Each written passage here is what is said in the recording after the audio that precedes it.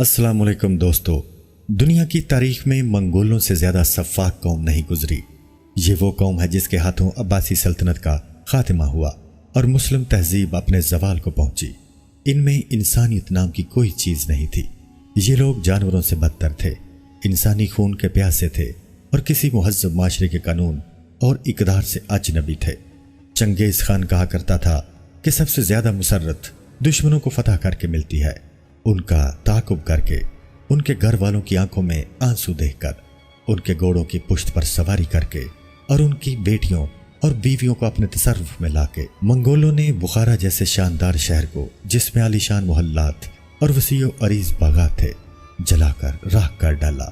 انہوں نے سمرقند میں 10 لاکھ افراد کو قتل کیا، جبکہ خوارزم شہر میں 12 لاکھ افراد کو تہہ تیغ کیا۔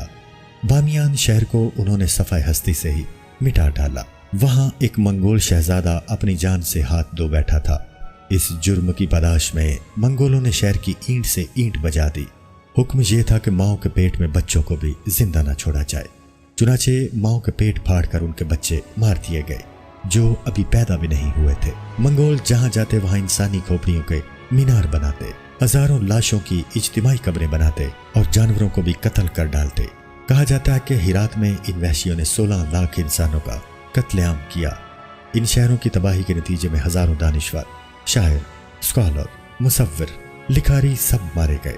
مسلم آرٹ اور کلچر ختم ہو گیا، کتب خانے تباہ ہو گئے، کتابیں نظر آتش کر دی گئیں، سینکڑوں برس سے محفوظ قیمتی نسخے، علم کے خزانے اور مسلم سلطنت کا جاہ و جلال سب مٹی میں مل گیا۔ وہ مرغزار، شاہراہیں اور وادیاں جہاں زندگی دوڑتی تھی، دیکھتے ہی دیکھتے ویران ہو گئی۔ 1258 میں چنگیز خان کے پوتے ہلاکو خان نے بغداد پر حملہ کیا۔ بغداد اس وقت مسلم شان و شوکت کا مرکز تھا۔ مورخین کے مطابق 34 دن تک بغداد میں 18 لاکھ انسانوں کا قتل عام ہوا۔ حقیقت میں بغداد کی گلیوں میں خون کی ندیاں بہتی نظر آئیں اور دریا کا پانی بغدادیوں کے خون سے سرخ ہو گیا۔ المعتصم باللہ جو اس سلطنت کا آخری حکمران تھا، اسے منگولوں نے گھوڑوں کے سموں تلے روند کر کچل دیا۔ عبدالشکور احسن جامعہ پنجاب میں شعبہ فارسی کے استاد تھے۔ عباسی سلطنت کا زوال میں وہ لکھتے ہیں کہ بغداد کی تباہی فقط ایک شہر کی تباہی نہیں تھی، در حقیقت اس سانے کے دور رس سیاسی اور نفسیاتی اثرات مرتب ہوئے۔ خلیفہ کو مسلم امہ کا روحانی سربراہ سمجھا جاتا تھا اور بدترین دور میں بھی خلیفہ کو اتحاد کی علامت کے طور پر جانا جاتا تھا۔ بغداد اس خلافت کا مرکز تھا۔ خلافت بھی ختم ہوئی، مرکز بھی تباہ ہوا اور خلیفہ کو ذلت آمیز شکست ہوئی۔ بغداد اس دور میں علم و ادب کا گہوارہ تھا، یہاں سے علم کی روشنی پھوٹتی تھی۔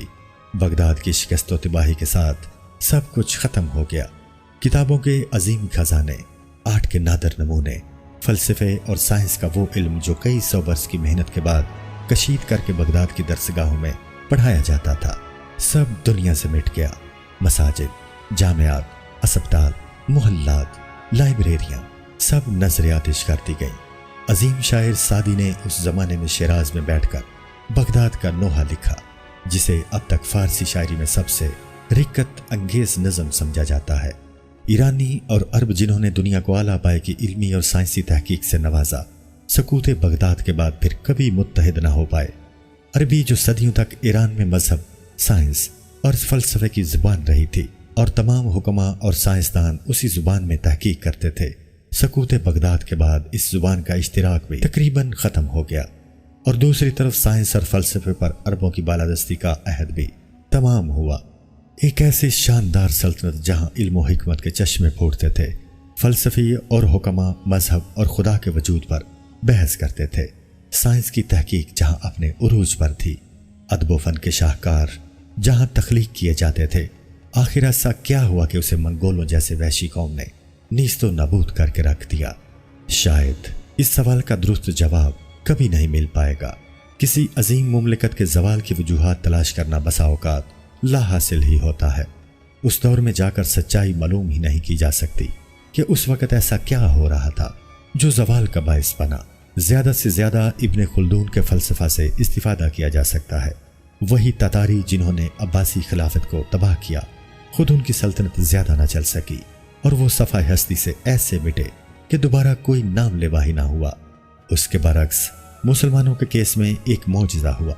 بغداد جیسی عظیم تہذیب کی تباہی کے بعد کوئی سوچ بھی نہیں سکتا تھا کہ مسلمان دوبارہ کبھی عروج حاصل کر پائیں گے، مگر فقط 200-250 سال کے عرصے میں ہی سلطنت عثمانیہ کا عروج ہوا، جو یورپ سے لے کر افریقہ کے طول و عرض تک پھیلی۔ برِ صغیر میں مغلوں کی سلطنت بھی ایک علیحدہ مثال ہے۔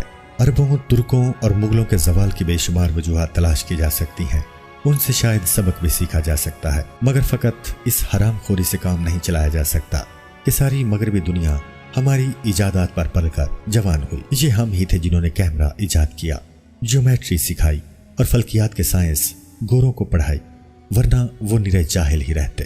مسلم دنیا کے علم سے اگر مغرب نے کچھ سیکھا تو آج ہمیں بھی ان سے کچھ سیکھ لینے میں کوئی حرج نہیں۔ آج کی دنیا میں علم حاصل کرنا کچھ مشکل نہیں رہا۔